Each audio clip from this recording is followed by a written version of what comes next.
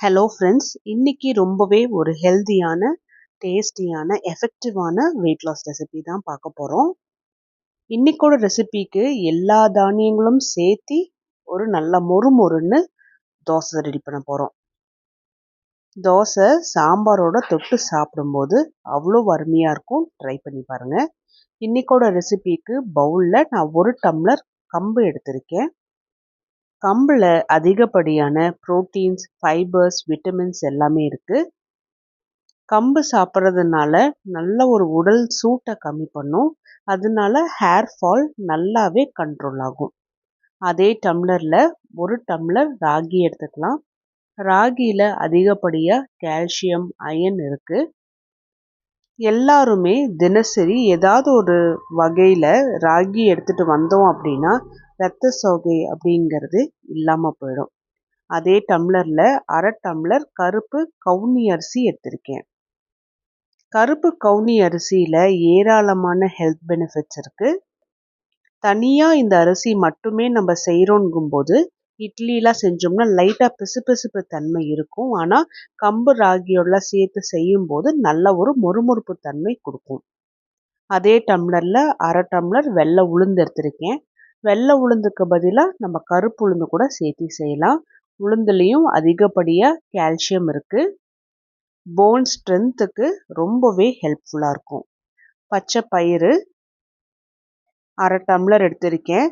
பச்சை பயிறு weight loss பண்ணும்போது சேர்த்திக்கிட்டோம் அப்படின்னா நல்ல ஒரு ஃபில்லிங்காக இருக்கும்.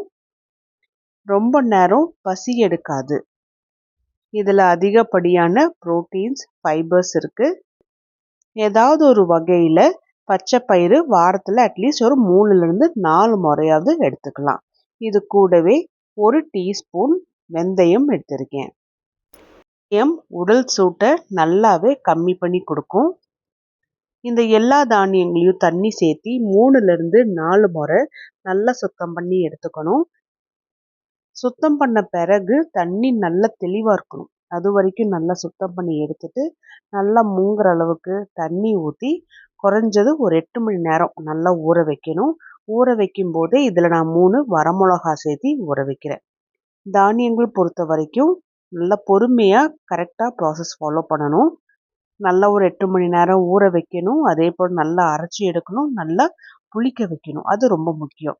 இப்போ 8 மணி நேரத்துக்கு அப்புறம் தானியங்கள் எல்லாமே நல்லா ஊறி வந்திருக்கு.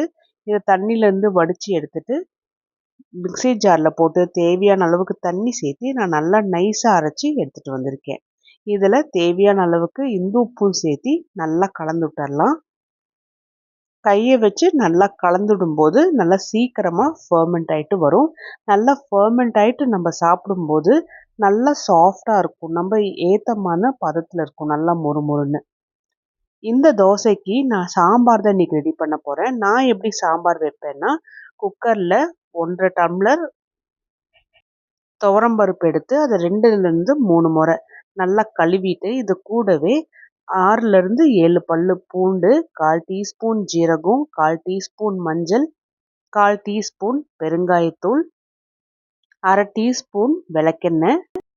காரத்துக்காக நான் ஒரு 4 பச்சை மிளகா போட்டுக்கிறேன். நான் பச்சை மிளகா சேர்த்தும் போது நல்லா டேஸ்ட்டாக இருக்கும். இது கூடவே 2 தக்காளியும் 4 கட் பண்ணி சேர்த்தி ஒரு 3 விசில் விட்டு நல்லா குழைய வச்சு எடுத்துடலாம்.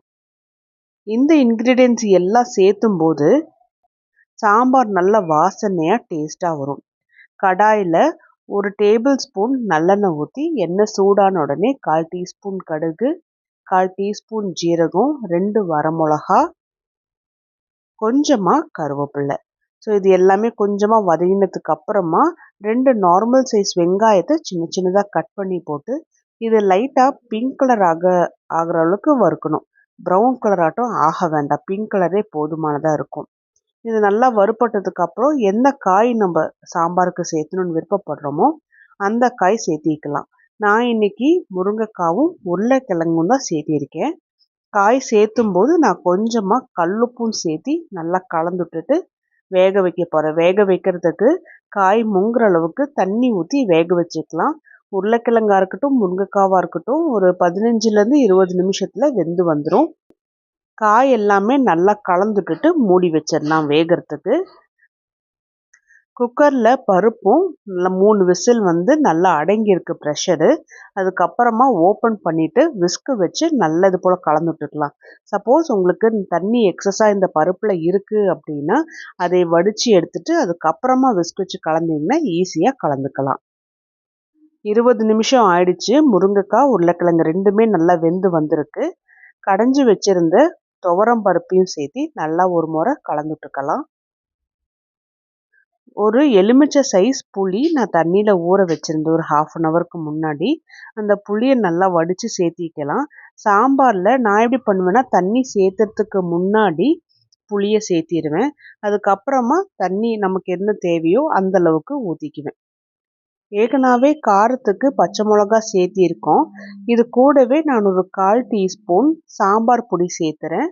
நான் யூஸ் பண்ணுறது சக்தி பொடி தான். இது நல்ல ஒரு வாசனை கொடுக்கும். கடைசியாக இதில் சின்ன சின்னதாக கட் பண்ணி வச்சுருந்த கொத்தமல்லியை தூவி விட்டு கலந்து விட்டுடலாம். டேஸ்ட் பாருங்கள், அதுக்கேற்ற மாதிரி காரம் உப்பு எல்லாமே அட்ஜஸ்ட் பண்ணிக்கலாம். அவ்வளோதான், நல்லா கம கமன்னு சாம்பாரும் ரெடி ஆயிடுச்சு. 8 மணி நேரத்துக்கு அப்புறம் மாவுமே நல்லா புளிச்சு வந்திருக்கு. ஆரம்பத்தில் இதை கரண்டி வச்சு நல்லா கலந்துடணும். ஏன்னா கெட்டியாக இருக்கிறதெல்லாம் மேலே வந்து நின்றுட்டு கீழே வந்து தண்ணியாக அப்படியே தேங்கி நின்றுடும். அதனால் கலந்துட்டதுக்கப்புறம் தண்ணி தேவைப்பட்டுச்சுன்னா ஊற்றிக்கலாம். இந்த மாவு கரெக்டான பதத்தில் இருக்கிறதுனால நான் தோசை சுட ஆரம்பிக்கிறேன். தோசை தவா கொஞ்சமாக சூடானதுக்கு அப்புறமா ஒரு 1.5 குழிக்கரண்டி அளவுக்கு மாவு எடுத்து நல்லா மெல்லிசாக தோசை போட்டுக்கலாம். அரிசி மாவு தோசையை விடவே இந்த தோசை நல்லா மொறுமொறுப்பாகவும் வரும், நல்லா டேஸ்ட்டாகவும் இருக்கும், ரொம்ப ஹெல்த்தியாகவும் இருக்கும். நான் கொஞ்சமாக நல்லெண்ணெய் சேர்த்திக்கிறேன். உங்களுக்கு நெய் பிடிக்கும்னா நெய் கூட தாராளமாக எடுத்துக்கலாம். வெயிட் லாஸ் பண்ணும்போது நெய் சாப்பிடக்கூடாது அப்படின்லாம் எதுவுமே கிடையாது. தாராளமாக நெய் சாப்பிட்லாம். நெய் சாப்பிடும்போது ஸ்கின் எல்லாம் நல்லா ஷைனிங் கொடுக்கும்.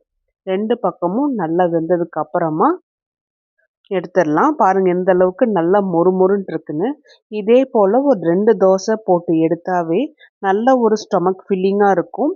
அரிசி மாவில் தோசை சாப்பிடல அப்படிங்கிற ஒரு ஃபீலே இருக்காது. அந்த அளவுக்கு நல்ல டேஸ்டியாக இருக்கும். இந்த காம்பினேஷன் ட்ரை பண்ணி பாருங்கள். சாம்பாரோட வெயிட் லாஸ் பண்ணும்போது டேஸ்ட் இல்லாமல் அப்படி சாப்பிடணுங்கிற எந்த அவசியமும் இல்லை. இப்போ நம்ம தோசை ரெடி பண்ணியிருக்கோம், அரிசி சேர்த்தாம தான் ரெடி பண்ணியிருக்கோம். எந்த அளவுக்கு நல்லா பர்ஃபெக்டாக வந்திருக்குன்னு பாருங்கள். நல்ல ஹெல்த்தியான முறையில் வெயிட் லாஸ் பண்ணலாம். ஏன்னா வெயிட் லாஸ் பண்ணுறதுனால எந்த ஒரு சைடு எஃபெக்ட்ஸும் வராது.